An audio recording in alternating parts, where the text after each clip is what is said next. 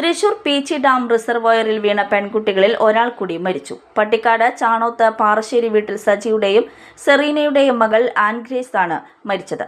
Thrissur Saint Clares സ്കൂളിലെ +1 വിദ്യാർത്ഥിനിയാണ് grace. തൃശൂരിലെ സ്വകാര്യ മെഡിക്കൽ കോളേജ് ആശുപത്രിയിൽ ചികിത്സയിലിരിക്കെ തിങ്കളാഴ്ച ഉച്ചയോടെയായിരുന്നു ആനിന്റെ മരണം.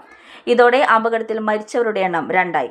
അപകടത്തിൽപ്പെട്ട പട്ടിക്കാട് ചുങ്കത്ത് ഷാജന്റെയും സിജിയുടെയും മകൾ അലീന ഷാജൻ തിങ്കളാഴ്ച പുലർച്ചെയോടെ മരിച്ചിരുന്നു.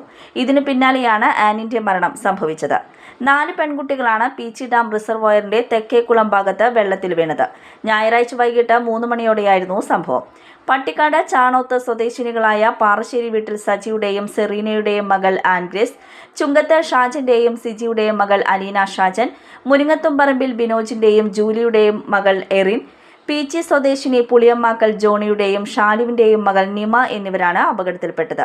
4 പേരെയും രക്ഷപ്പെടുത്തി ആശുപത്രിയിൽ പ്രവേശിപ്പിച്ചെങ്കിലും വെന്റിലേറ്ററിലായിരുന്ന അലീന പുലർച്ചെയോടെ മരിച്ചു. ചികിത്സയിലുണ്ടായിരുന്ന ആനിന്റെയും നില ഗുരുതരമായിരുന്നു. തുടർന്ന് തിങ്കളാഴ്ച ഉച്ചയോടെയാണ് ആൻ മരണത്തിന് കീഴടങ്ങിയത്.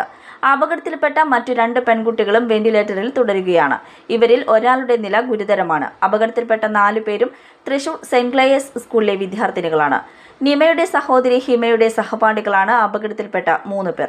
പള്ളിപ്പെരുന്നാൾ ആഘോഷത്തിന് ഇവരുടെ വീട്ടിൽ എത്തിയതായിരുന്നു കൂട്ടുകാരികൾ.